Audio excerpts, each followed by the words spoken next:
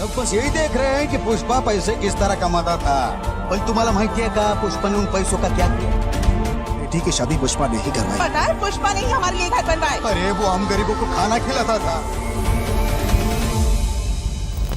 पुष्पा 2 का फीवर दिन ब दिन बढ़ता ही जा रहा है और उसे कंट्रोल करने वाली कोई मशीन अभी तक मार्केट में किसी को मिल नहीं रही है, यहाँ तक कि हेटर्स को भी नहीं मिल रही है। खैर कोई बात नहीं, पर जब तक पुष्पा 2 थिएटर में ऐसा जलवा दिखाती रहेगी, थ्योरीज आना बंद नहीं होंगी। और इसी में अब हम एक और हॉट थ्योरी लेकर आए हैं जो इंस्पेक्टर भंवर सिंह शेखावत से रिलेटेड है, जिस पर ब्लास्ट करने का आरोप लगा है, जो कि असल आरोपी नहीं है।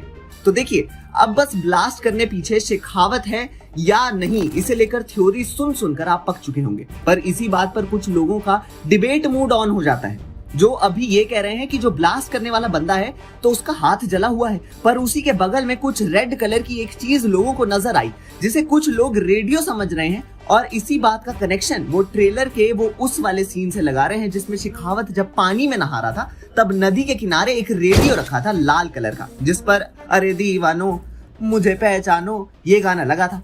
पर एक सेकेंड, गलतफहमी यहाँ पर यही है कि वो रेडियो नहीं बल्कि एक ब्लास्ट डिवाइस था, जिससे उस बंदे ने ब्लास्ट को एक्टिवेट किया होगा।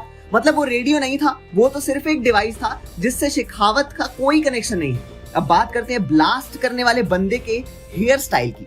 अब ब्लास्ट करने वाला बंदा है, उसके सर पर बाल दिखाई दे रहे हैं, वो गंजा नहीं है। अगर थोड़ा जूम करके देखें तो समझ आएगा।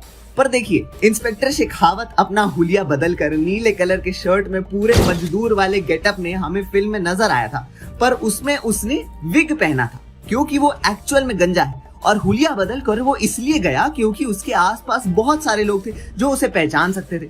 पर वहीं ब्लास्ट करने वाला जो बंदा है, उसके आसपास तो कोई भी नहीं था। और अगर वो शेखावत होता तो वो ये सब कुछ क्यों करता? मतलब यहाँ पर उसे नाटक करने की क्या जरूरत थी जबकि वो अकेला है? इसका मतलब है कि वो शेखावत नहीं हो सकता।